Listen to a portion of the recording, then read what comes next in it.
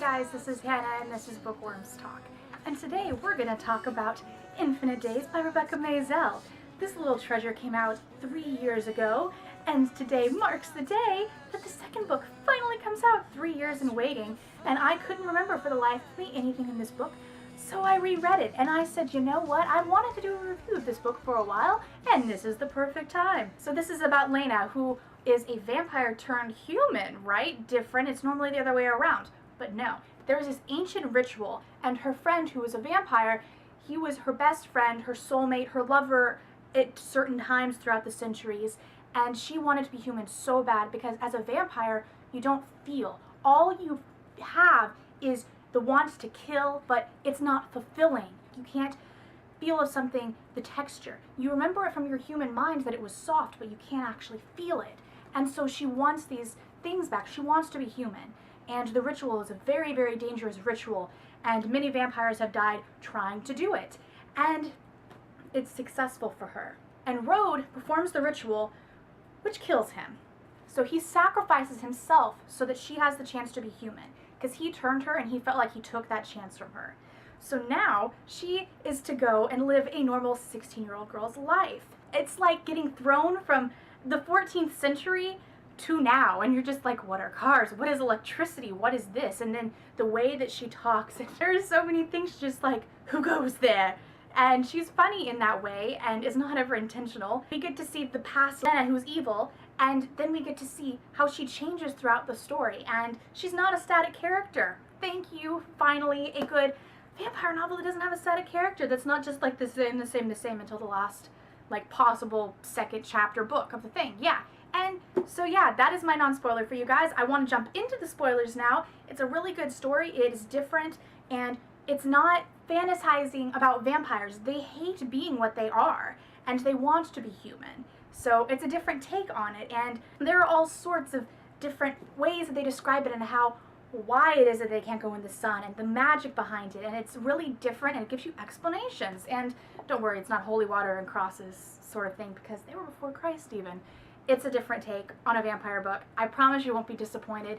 The writing is incredible, and Miss Rebecca Maizel once told me in 2010, yeah, that long ago, and for those of you who don't know, I'm an aspiring author. I've written a couple things. I'm not jumping into the publishing ring right now. I want to wait a couple years to get a few more classes in English under my belt in college, and anyway, she once told me that persistence is key and to always write, even though that sounds so obvious, but to keep writing and working on your craft and to never give up, and because that is seriously key when it comes to the publishing arena.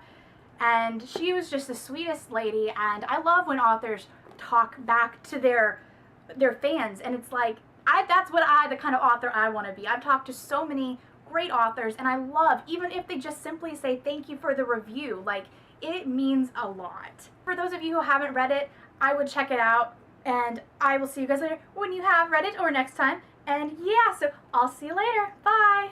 This is probably my favorite introduction to a book. I mean, waking up naked on the floor and the way that everything was described and how it felt and everything, it was beautiful. I really, really, really loved the introduction to this. And it was so cool that there's a different take with vampires and how they don't have feeling. Not just emotionally, but physically. They can't feel things. Only the things that will help them further kill. And I mean, the wording behind this book was brilliant, and I picked a random little passage that I want to read. I feel the weight of his existence in my bones, as though 1,000 parasites are eating away at my sanity. There aren't words that amount to that. So there's this ritual, and I actually wrote down all the specifications. So the vampire has to be 500 years old. It is the intent behind which they do the ritual. There are herbs, there are candles, there's a chant that you have to say. And all of these things somehow amount to them, receiving their soul back, is how I look at it, and sacrificing their life in the process. And another little thing that I really loved was grief, a shift or change in the direction of the wind. Oh, because you can never describe what that is, and that described it. How is this possible? I will forever answer the door like Lena and say, reveal yourself. I will! I swear it!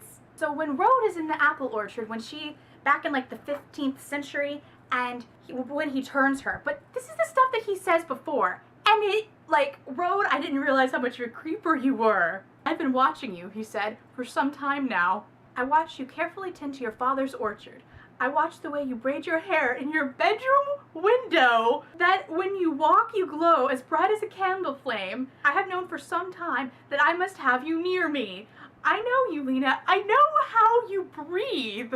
What the fuck, Rode? At the end of the book, we realize that that's just a vampire calculating thing, how they actually count their breath and that kind of thing just because they want them. And when she first met Justin, he was a jackass. I'm sorry, he was. And oh, you're wearing pants? Like, really? Really? You're thin in the rain, and he asked about her sadness, and he was, like, sweetly funny to her. Okay, Justin, sure. Rode. Okay, Rode.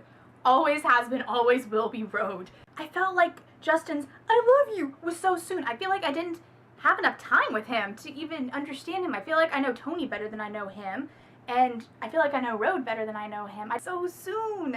Why?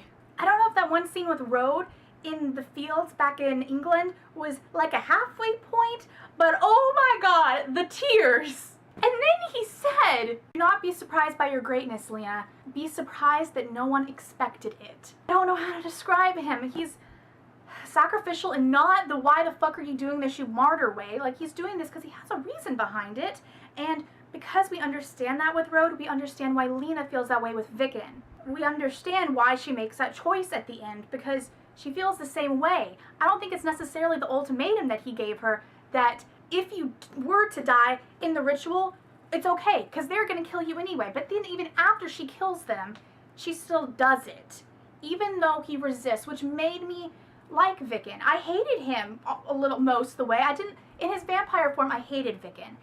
But I felt bad for him at the same time. I'm okay with him now that he was like, "No, don't do this. I don't want this. No, no, no, no, no." I don't really understand why it is that it was Vickin, out of all of the men in the coven, that was obsessed with her.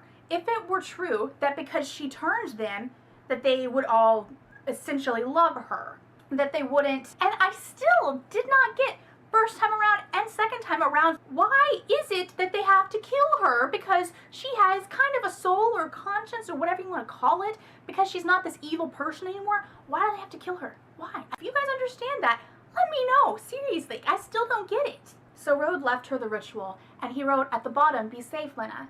And he knew that this wouldn't last forever, that they would find her eventually. And whether he wanted to give her another way out, I don't think is the case. I think it was more him knowing that if she became who she was before, who she was supposed to be, this human, and I guess he hoped that she would retain some of who she was, that she would release Vickin like he released her. That's only what I could think Rode would do. But like I said, guys, I wasn't really the biggest fan of Justin. I'm just kind of like, okay, he's there for part of her, human experience. But when she came back to Wickham and she helped him into his room when he was drunk, and she saw the glowing stars on the ceiling, I just stopped. I felt so bad for him in that moment, and I was like, I remember why I was okay with you. Oh my god, I felt so bad for him, because she just up and left, and he's there without her, and the stars on the ceiling, because the stars. So like I said before, how she has the most amazing reasons for why it is the vampire this and that. And I want to actually read it to you because it's really cool. It's on page 268 in the United States version. So vampires cannot be in the sunlight because they are not whole. Their pores are sealed to protect the magic inside. When white light hits our skin, little fires ignite. The sunlight burns our sealed pores open, exposing the dark magic to the bright day, snuffing it out. And because they are ice and darkness, the sunlight breaks that bond.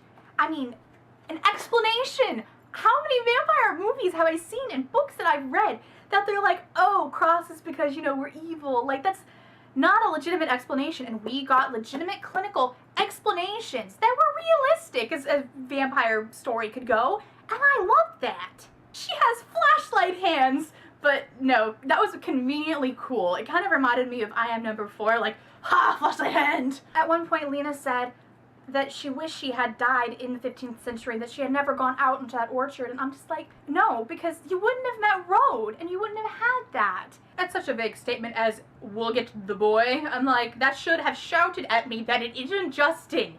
it's Tony. That was really sad because I liked Tony. I didn't want to spoil everyone with the goodness of Stolen Nights if you haven't read it. And I will see you guys later. Bye!